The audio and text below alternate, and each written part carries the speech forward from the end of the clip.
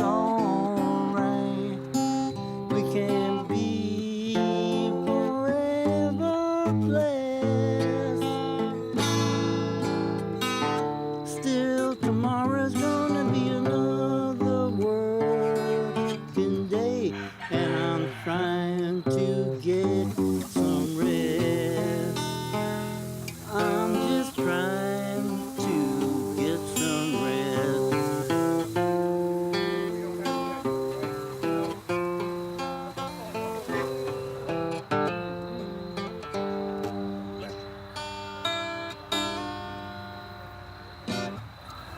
Okay, we're here in Tent City, and this Tent City is in Lakewood, New Jersey. The camp is about 7 years old. It's one of the largest tent cities on the east coast of America, and it's got about 100 people here. It's very diverse, racially diverse, culturally diverse. All the old reasons, the traditional reasons for homelessness. You've got alcoholism, you got mental illness, you've got other types of addiction. You know, but now we've got people here just because of economics, solely because of economics. The cost of housing in this area especially is very high. It takes 3 minimum wage jobs for a single individual to afford the basic necessities of life. If this is public land and we're part of the public and they've created an environment where we can't afford a place to live, I believe as an American we have a right to camp out or to possess public land until something is created.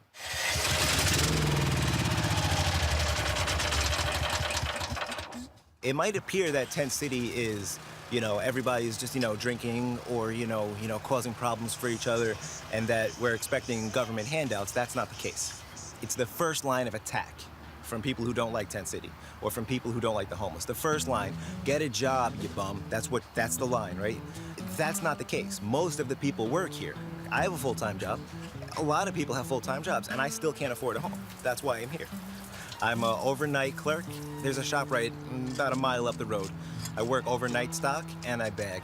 Just gotta take what I can get, I work full-time, make my paycheck, put it in the bank, and I save it. I still live in a tent.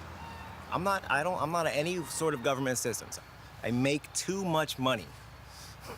So because I work full-time, I'm too rich. You have to make less than a certain amount of money, and it depends on your household, the number of people in your house. It's just me. I'm not married, no kids. So for me, the money that I make, I'm too wealthy. I do qualify for food stamps. I can get about $42 a month in food stamps. It's on a sliding scale. The maximum for one person is $200 a month, and the minimum, I think, is about $20 a month, depending on how much money you make. So because I work full-time, I'm too rich to get welfare or temporary rent assistance or general assistance where they just give you a check for $140 a month. So I'm too wealthy. Go figure. I'm too wealthy. That's my house. You see it back there? I live in a tent. I'm too wealthy to get general assistance. You tell me this works out? This is right? This isn't the way America's supposed to be. Okay, it's unbalanced. You have hardworking, upstanding citizens who can't afford homes.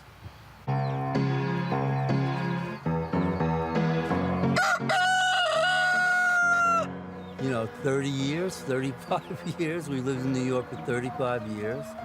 And we've been vegetarian, vegan, and we rescue animals. When we lived in New York City, we spent tens of thousands of dollars rescuing birds. Believe it or not, tens of thousands of dollars rescuing birds. If we hadn't done that, we wouldn't have been homeless. We would have had, what do they call it, a nest? A nest, you know what I mean? We would have had security money. But I don't regret it because we saved so many wonderful lives. Yeah, I was in the textile industry for 35 years. And it just pretty much has all been outsourced to China. The industry was very large, mostly New York-based. It was designing for fabrics, prints primarily, but some wovens too, for furniture. And I kind of sort of went up the ladder into management, and I was a design director. In my biggest years, I guess I was managing like 20 artists. You did mention that your design sold for millions of dollars, and you receive Pennies on the dollar. pennies on the dollar. Yeah, literally two patterns that I did for my boss, like as an emergency project. They had to be done right now so that he could get this account. They made each of them, actually there were 3 of them, they each made $1.5 million a year for 2 years. Just those 3 patterns, not counting everything else I did. I was really quite successful. Believe it or not. So there's a lot of reasons why people end up in Tent City. But again, I don't ask any questions. When they come down here and they say, I have no place to stay, we'll give them a tent, just give them some basic rules. And the fundamental rule is respect your neighbor, get along with your neighbor. And for the most part, they do. The community is quite good about getting along with each other. Come here. Bert, come here. Bert, come here. Bert, don't you dare. Bert, I cannot run. Go. Ain't going like that, but okay. Thank you. Turkey! It's better than milk. Okay, here you go. Exactly. I want this, though. Well, this is what I want. Can you reach that? This is what I want. I got it. No, I got it. Let me do it. Thank you. She's got it. And it's backwards. That's why I couldn't get it open. Oh, those are good. Yeah, they are. The hummus. Hummus. They give it all away. So is all this food being donated? Yeah, this comes from a high-end warehouse in a neighboring town, not too far from here, maybe 3 miles.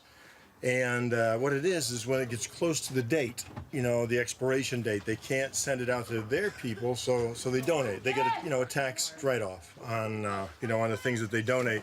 So it benefits us. It's still in date, very close to date, but in date, and it's a tremendous benefit for the homeless. Thing is, we eat good, but we still don't have a place to live. Yeah, with you, girl. I know it's good. It's organic. Good for you. You want no pickles with it? I tried one. I didn't like them. Yeah. You feel good. Told you. Well, I pretty much came here because we had an apartment and we were $200 short for our apartment, and they evicted us. All of our stuff got taken away from us and everything, and we wound it up here. And ever since then, Minister Steve has been a blessing to us. He opened up his arms to us. I never wanted to make a career of being homeless. Some people get into it and they like it, and that's what they want to do because it's free rent. They don't have to pay rent. They have no worries. I mean, if you can vicariously survive like that, that's their thing. But me personally, I like stability in life. Coming?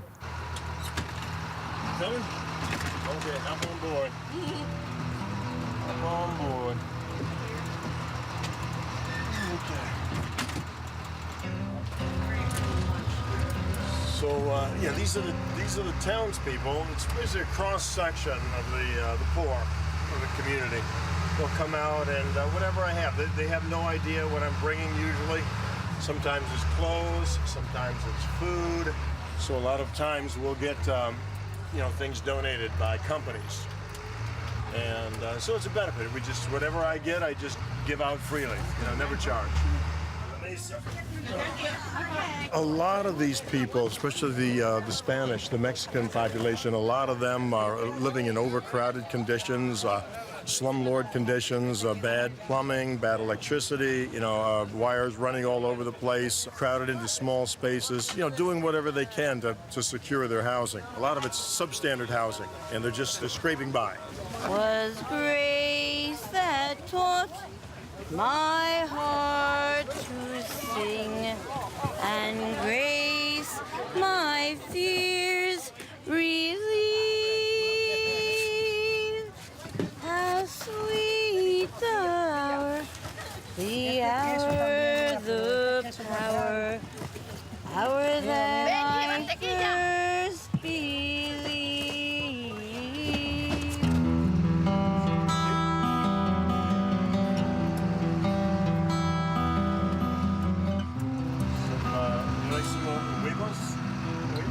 Huevos?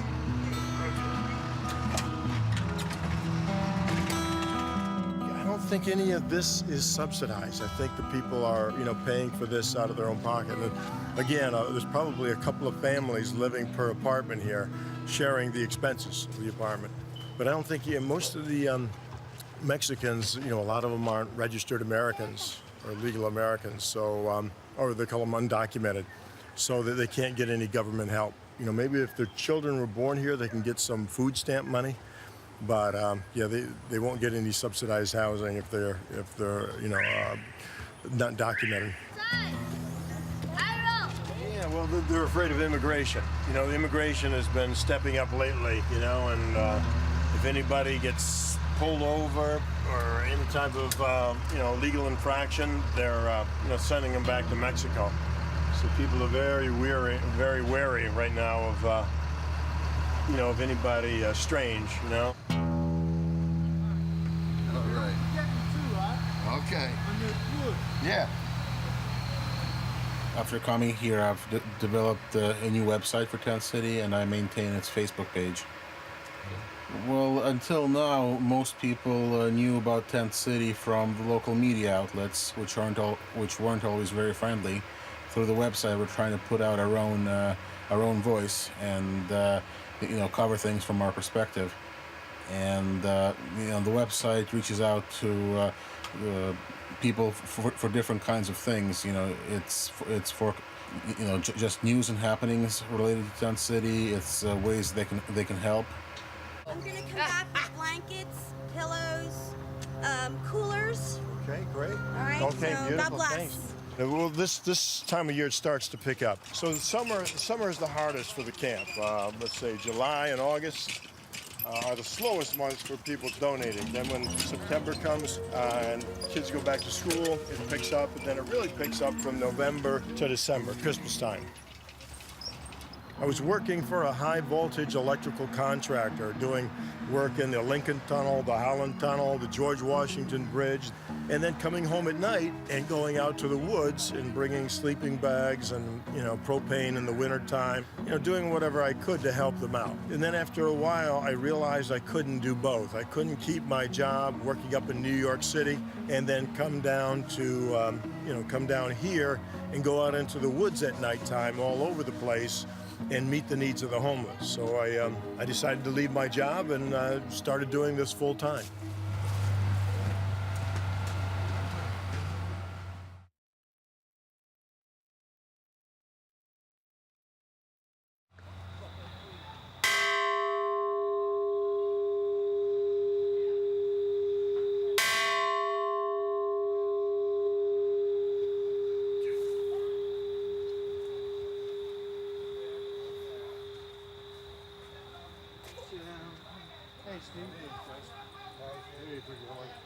Okay, let's go ahead and open up with a word of prayer. Heavenly Father, we thank Thee for another day that Thou hast given us the breath of life, another day to enjoy the beauty and wonders of Thy great creation. Father, we just ask that Thou would continue to help us in Tent City, even as Thou hast already done. Father, we see Thy faithfulness and Thy kindness toward those, Father, in need. Father, here in Tent City, we see the real intangible ways in which Thou dost care for the poor and the needy. We get pizza every day. A fellow by the name of Tim, he meets me out at the road at 5 o'clock in the morning. He goes around to about 10 pizza parlors at the end of the day. Whatever they've got left over and they didn't sell, is still on their shelf, they donate, to Tim or to the homeless here. And so Tim picks it up and then he goes and he sleeps on the road. He's homeless himself, lives in his car, and it's all he does all day long is he takes people to the doctor. He'll pick up from bakeries, deliver to pantries, and he does this all on his pension check. He sleeps in his car and spends his money on helping people all day long. Yeah, it's amazing. Yeah, I've never seen a higher degree of self-sacrifice than with this. He's a two-tour Vietnam combat vet too. Marvelous, simply marvelous. Thank you. Thank you very much. And I love it. And so I believe the words of the Bible. I believe there's eternal life. So that's what I'm investing in. In other words, it's mine because I believe it. And so what I've got here I can use to help other people because I don't have to attain anything here. This is just an investment for what's to come. It's some weird ones down here. We got it's a thriller. He's happy because all I do is wake up and just get me a bowl of cereal and milk. Because before I used to ask him for like all types of food, and now I'm just She'd like have cravings. I'd like to get up 2 or 3 in the morning to go grill a hamburger. Where am I gonna get the hamburger from? Day. Go get Day. I can't go in that cooler now. I need a burger. I ain't gonna get no sleep tonight. You ain't getting no sleep then. If somebody's hungry in Tent City, they want to be hungry. Yeah, not because they don't have enough food. But most of the people, they don't clean up. You clean up also? Yeah, and hoping that by example they would learn a lesson. But again, it's typical. You know, the path of least resistance. Whatever's easier, you know, that's tendency with human beings. You know, that the human nature is just to find the easiest way out a lot of times. If somebody else is willing to do the work, let them do it. So, you know, I don't mind doing it, but it's, you know, short term. This tent city is not going to be forever because, you know, the township's closing it down, and then we're going to go to another phase.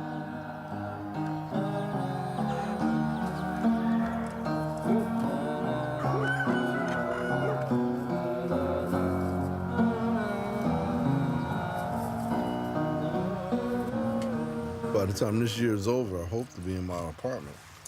But it's for a By year, November. right? Yeah, for 1 year. When that year is up, hopefully I'll be gainfully employed and I'll be able to be self-sufficient, you know, back on the right track. So I can afford to take care of, you know, my family. That's the goal. That's another picture of him. Well, my other kid is not with me, unfortunately. But he's in foster care, and my concerns with kids, I love kids, and I pretty much, to all the kids out there, like, I was in foster care myself, but there is hope out here, and I just want all the kids to know that, you know, I'll be continuing to fight for all the kids out there, including mine, and never give up on hope. Another wonderful day in Tennessee. Have a good day, Steve. Okay, have a good day, guys.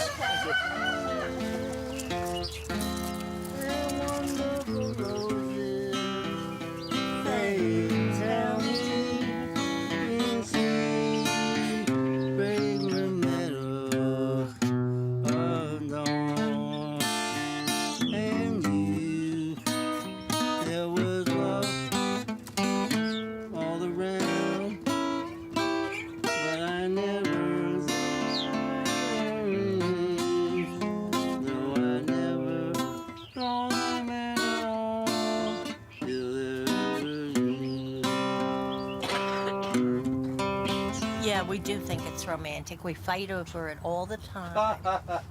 Who gets to make the fire? Who makes the best fire? And of course you know who makes the best fire, don't you? Yeah, well, now you said it, I didn't. I didn't say it. You said it right there, you know. I said, you'd think we wouldn't be busy, but we're busy all the time. Too busy. Because, you know, it's very hard work. You know, every little thing you do is work. You know, if I need to wash dishes, I have to heat water. I have to get water because all the water's frozen, you know. Very hard work.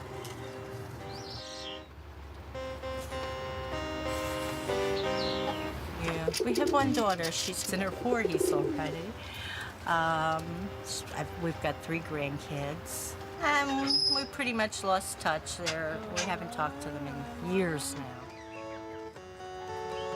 Although I wasn't there. Really, we haven't talked to anybody since we came here, except I did talk to our daughter till I found out that she dumped all our stuff. All my paintings, like I say, all Michael's music books. We had an organ, everything. When we came here, we weren't sure we would stay. We brought the necessities. Oh no, not me. I never lost control. This house of learning, okay? Because on my free time, I like to study. So it's the unofficial house of learning.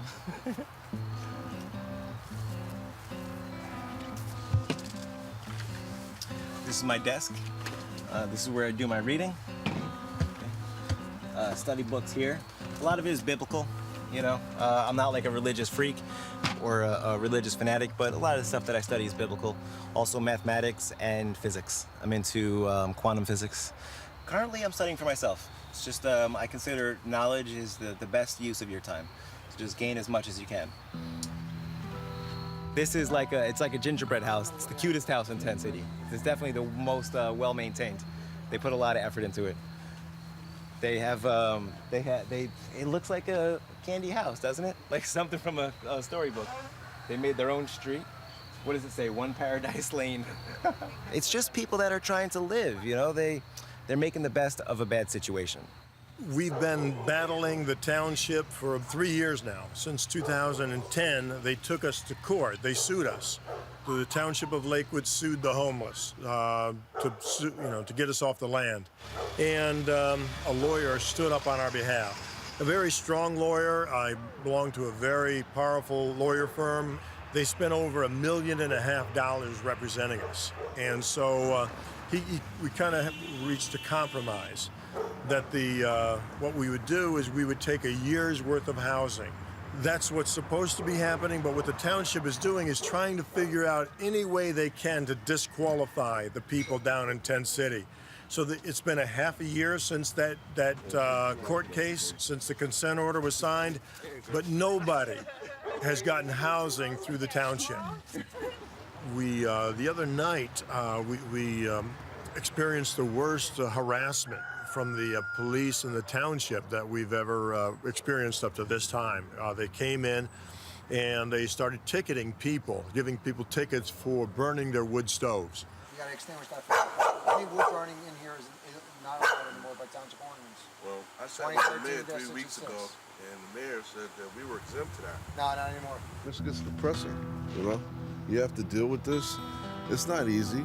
I mean, we're all, this morning is a good day. We're all smiles, got a cup of coffee, you know, and everything's good because God, woke us up this morning. But some days, the devil doesn't take a day off, so he can depress you into thinking that it's never going to get better.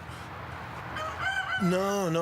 Right now I have no other options. All I have is Tent City. I have no other house, no apartment, no other options. I'm totally homeless. I'm totally like anybody else in Tent City. If the township closes down Tent City, I've got no place to go. My parents were very giving and self-sacrificing. So I think I picked up those traits from my parents and, also my religious beliefs also. Okay, fantastic. I'll be coming. Okay. Thanks. Bye-bye. I feel much more fulfilled, much more satisfied, much more complete as a human being reaching out to other people. But I'll tell you one thing. God is in the boat. God is in the boat. And God's not going to let it end the way that the township thinks that it's going to end. Because God is about justice. God is about fairness. God is about equality. God is about the principles that the founding fathers of America spent so much time and concern in addressing the fairness of a good society. Yet they'll criticize some other country for their human right violations. In my book, that's called hypocrisy. My book, that's called injustice or duplicity. But it's all right. It's all right. We live so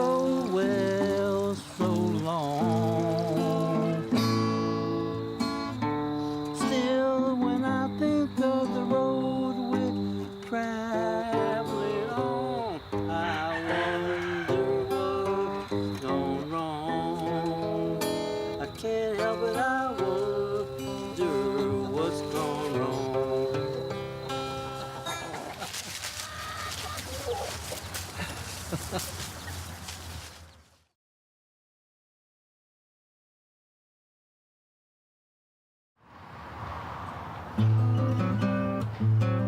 Here we are in Lakewood, New Jersey, USA. And what's going on in this town is really quite unique in that there's a major, what we call gentrification. One group of people is moving into the town and getting the lion's share of the housing.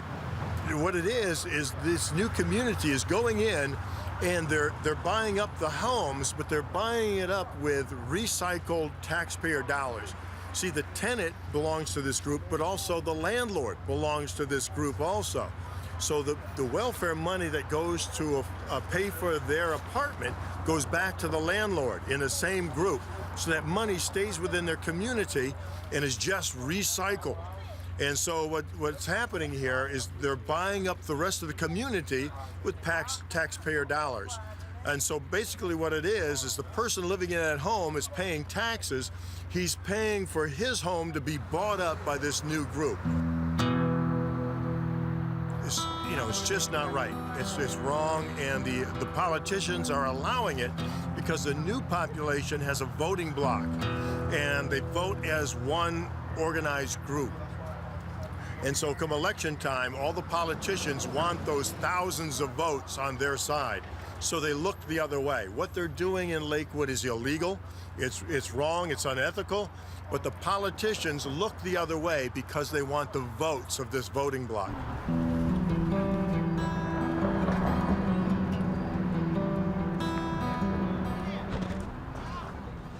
STEP's office. This is the organization that's Solutions to End Poverty Soon. That's what STEP stands for. It's like a stepping stone to for people that are a paycheck from homelessness, to prevent them from becoming homeless. I was working with Mike before I became homeless, but sometimes with certain employment situations and court situations, you slip through the cracks. I was one of those people that slipped through the cracks. So we're trying to redefine what my problems are now and come up with a solution. That's why they call it Solutions to End Poverty Soon. I guess we'll go inside. Good morning.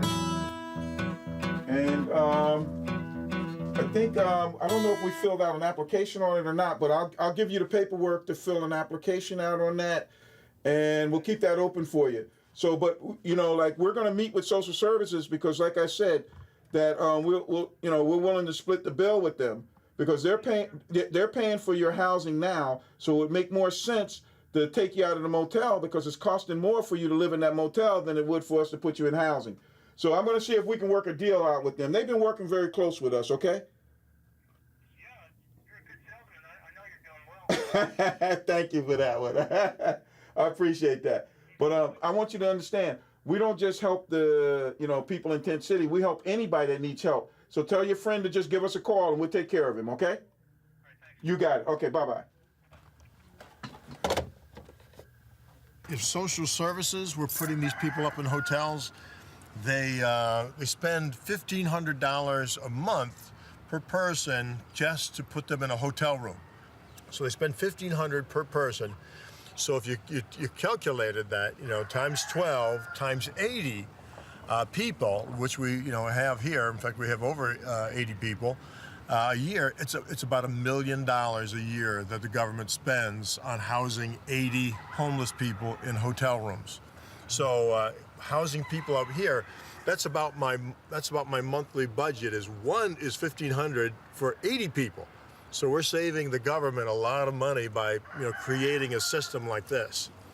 There's a lot of government waste. That's all taxpayer money. That's all people paying their taxes are going to waste. They're wasting taxpayer dollars.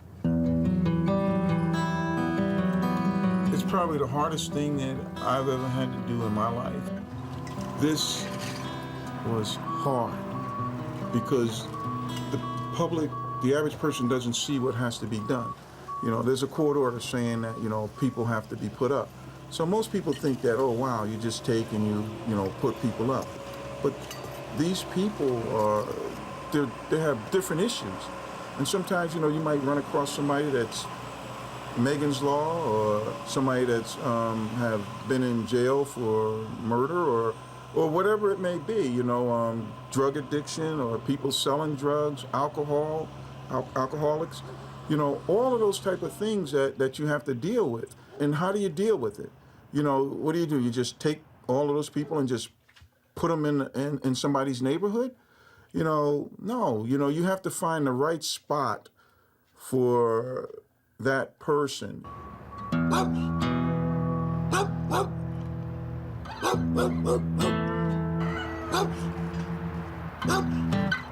know, I thought that there was 4 animal shelters in Ocean County that were funded by the government, or at least partially funded by the government.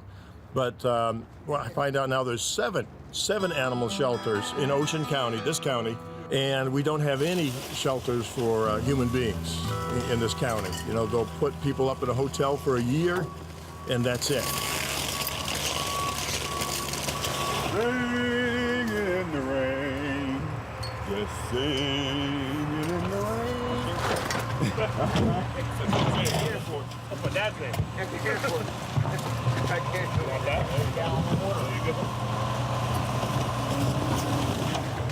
Whether or not you're gonna do it, right? Yeah. Hey, this is the guy you gotta talk to. Let him tell his story. A week ago, he was telling me. A week ago, I was saying how I was thinking I'm never gonna get out of Tent City, and today, in one foul swoop, got a place to live, went and saw it. Monday, I'll be out of here with my dog. The township has been quite aggressive lately. I think what they were doing is they wanted to wait for the wintertime to see how many people they could weed out in the wintertime. See, you know, how many people they can wouldn't make it through the winter with the cold weather, you know, that might have an option. So I think that's why they waited until now to try to really, you know, start housing people. As you see, I don't know if you know, but we've been pulling the people out of here. Got about 55 people out of here. I hear it. People say we couldn't do it. You're doing a good job, brother. Thank you. All right. People say we couldn't do it. Tuesday after 10? You got it. All right. Okay. Wow. This is amazing, you know. People said we weren't going to be able to do this, you know, and but what they forgot about is that I work in the courts. You know, I go to court all the time. I meet all the landlords in the county. So over the several years, the landlords all got to really know me, and they've given me a lot of breaks, you know, in putting people up, and I really got to thank the landlords, because as you well may see, there's a lot of different issues out here with people. So the landlords, only thing they ask from me is that if there's an issue, that the landlord can call me and I can try to mediate the issue.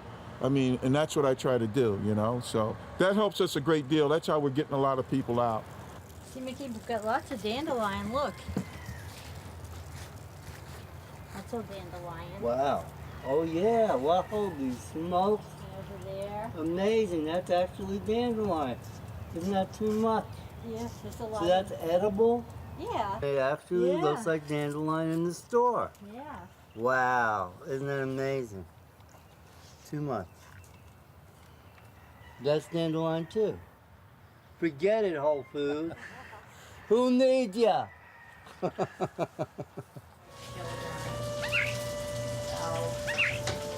We're taking everything for granted so quickly now. Although I must say, I do miss our stove. Don't you miss our stove a bit? A little bit? No, that's because I was the one who got up all night making the fire. Well, I was the one who got most of the wood. Yeah, but man, I was saying somebody 65 getting up at 12, at 2, at 4 in the morning. A 12-year-old kid wouldn't want to get up at 12 and 2 and 4 in the morning.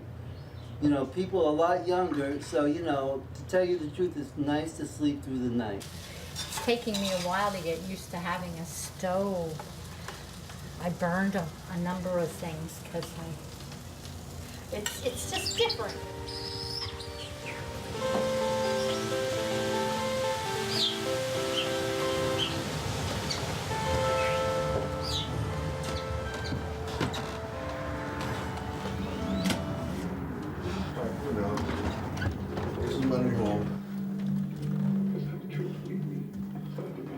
my living room.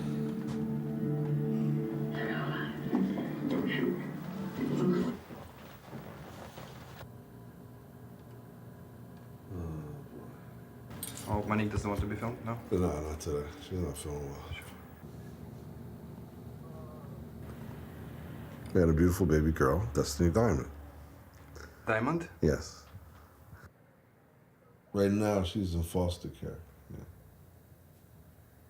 Like a foster family, the state commissions a foster family to take care of your child. If I guess you get a year to prove that you're a good parent. If you don't, they can adopt your kid. Like right now, we have to have supervised visits, like an hour a week. You know, which is kind of sad because we like to spend more time with a child. You know. Monique, if she wants to keep her baby, could give up crack and the like. But she won't do it. How much does she want to keep her baby? Am I being, insensitive to ask that? She already has 4 kids in care already. This is her 5th baby, and they take them away from her every single time. And for the government to take away that child from the person that has those inherent instincts to take care of that baby, and then to give that baby to somebody else, just doesn't seem the most efficient, and proper and ethical way to handle the situation. I think do whatever you can to help that mother do what she can to be to be the proper mother. I would hope and wish for them that, Will and Mo would be able to get their baby back. But personally, I don't believe it's going to happen.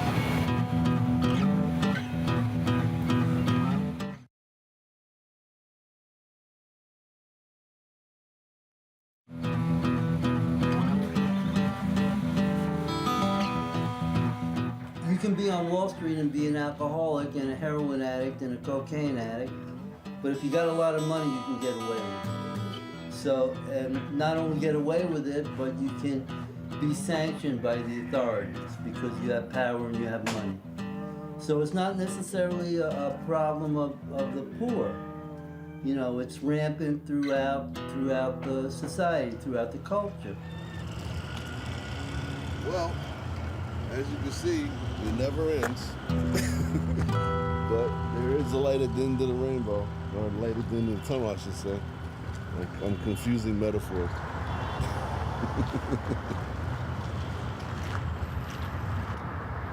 My record is over 18 years old, and it keeps popping up on the internet like I just committed the offense.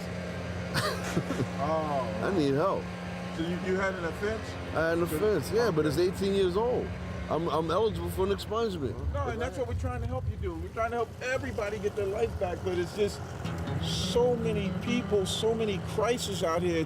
It's very hard, Most agencies, most employers, when they go through use a temporary agency, they ask, as a prerequisite, do you want someone that has a criminal record? And most people opt to say no. They don't want to. They're not willing to give convicted felons a second chance in the community. Even after they've paid their dues and their debt to society, they still have a stigmatism that haunts them and follows them. And it makes me unemployable. So it's very difficult to get what I need, as far as putting food on the table for my family. I don't want to be on welfare. I would like to go out and work a 9 to 5 every day, and provide for my family like I'm supposed to. It's a moment of truth here. We eat or we don't eat. We live or we don't live. The state decides.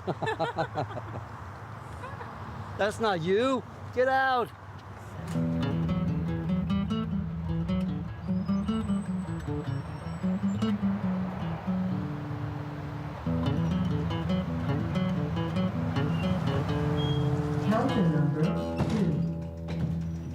I wanted to get a photo ID so we can open a bank account. And I don't have my Social Security card and I can't get a new one even though I have all this stuff coming Okay. from Social Security. I don't understand it. Can you believe these monsters, Alexi? I mean, they're a birth giving me certificate, money. a marriage license, a copy of the Social Security card, a letter from Social Security which says it's legally official, proof of address, a utility bill. Oh, no, that's not good enough. Why do I need to open the bank account right now? Because our grant money came in a check. We can't deposit the check anywhere, so we can't use the money because it's just a check. I mean, any sensible person could see that I am me, but it's not good enough. So basically, you are not you right now, right? Yeah. Yeah. I mean, this is an aspect of being homeless. We couldn't get any documentation because we didn't have an address.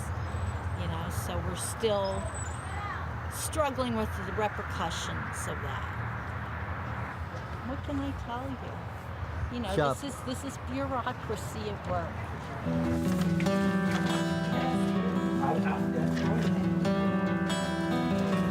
You got the place? Big, nice. Where's mine? Because, yeah, I was like, I can't leave them here. Yeah. So, I'm happy. You're happy. And We're you all should, happy. You should see the place, though. It's It nice. is You should nice. know it. He got really nice furniture. Yeah. The head of the organization, let's see, steps towards ending poverty soon. that's the thing. How soon? 2 weeks, 5 weeks, 2 years, 10 years? He says they're going to make homelessness a crime. So they're going to lock all the homeless people up. So that's a good solution, right? You know.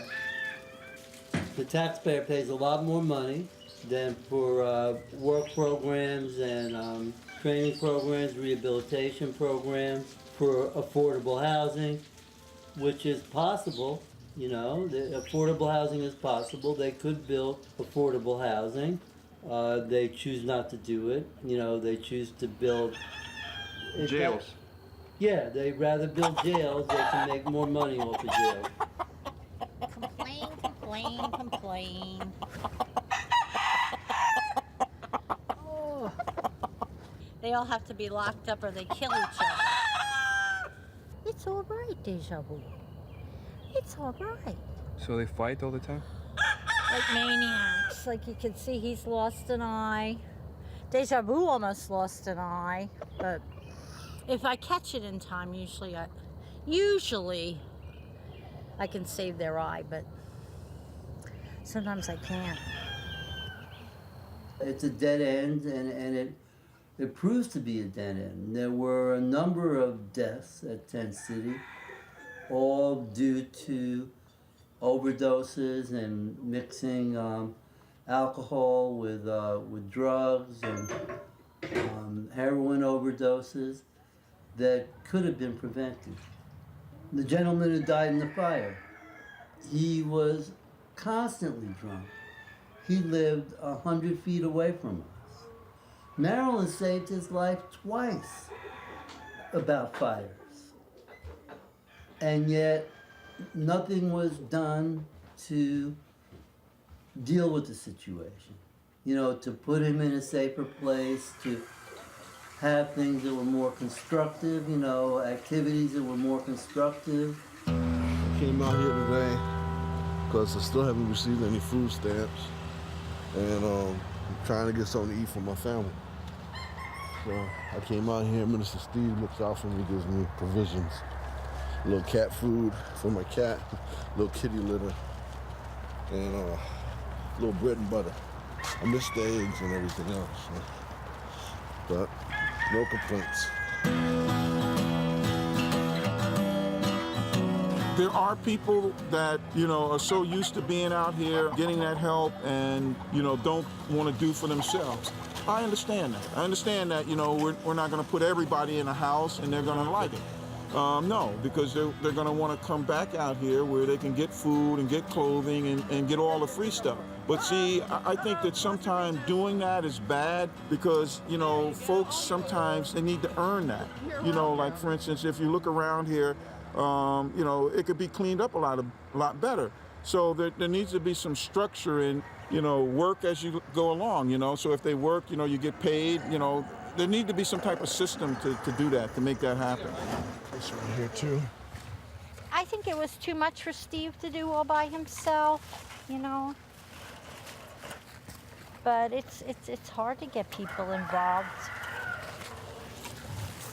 Steve kind of is the type who doesn't like to have interference, you know, so it was tricky. I mean, I remember when we first came there, right away I said to him, well, what kind of jobs, you know, assign us some jobs. Everybody here should have a job, and he wouldn't hear of it. But really, that's how it should have been. Everybody, I would have liked to have been like the sanitation inspector. You know, America has created, I believe, to some degree, this entitlement mentality where people believe the government has a responsibility to support them, you know, to take care of them. It's somebody else's responsibility to feed them or to house. And, you know, I mean, to a degree, there's something there. You know, if somebody's disabled or somebody can't take care of themselves, the society, you know, should have the humanity to be, you know, to take care of them. But on the other hand, you know, there's a responsibility of individuals to contribute to the society, contribute, you know, to their needs and to the needs of the society. Yeah, I believe according to the consent order, I've got to take another look at it, but I believe that the camp is, you know, allowed to stay open for another year. In case somebody loses their housing, they can come back to Tent City for a temporary space of time until they can get new housing. So I believe the camp will stay open for another year, even after the last person is housed, according to the consent order. We're still deciding where to put all the sticks. There's sticks. It makes me really sorry about the stove because I wouldn't have to go far for sticks, that's for sure. Well, these are mostly injured birds. Some of them aren't injured. They all came to us, and so we take care of them because they came to us. We're vegan, we don't eat animals. We don't eat eggs. But we take care of them. They're our companions and friends, and we do our best for them. I really think that they shouldn't be rehousing people for a year. They should find some other land and just start the tent city over again, you know, because it really, I mean, as hard as it is, and it is hard to live there, it's better than what's gonna happen to them, you know. At the end of a year, they're gonna have nothing. It upsets me very much because, you know, you get used to living indoors and then you're gonna be stuck with nothing all over again. It's stupid. Some of the folks that we've already put up, they do not have those survival skills because they're asking for certain things to get done. You know, they want somebody to come in and do them, and it shouldn't be. And I say to them, you know, you got to make that telephone call. You got to call there. I said, if you have a problem, then you call us. Then we'll get involved. So these are the type of things that we're trying to teach them, you know, out there. You know, I know people are going to come and, you know, bring, you know, lots of food and lots of clothing and all of that stuff. Yes, it's needed for some people, but some people it's not. Some people, you know, we want them to, you know, learn to survive, that they have to get out here and get a job. If they don't get a job, they don't have, you know, SSI or SSD or general assistance or anything like that. So, yes, this is about survival. This first year is going to be survival training.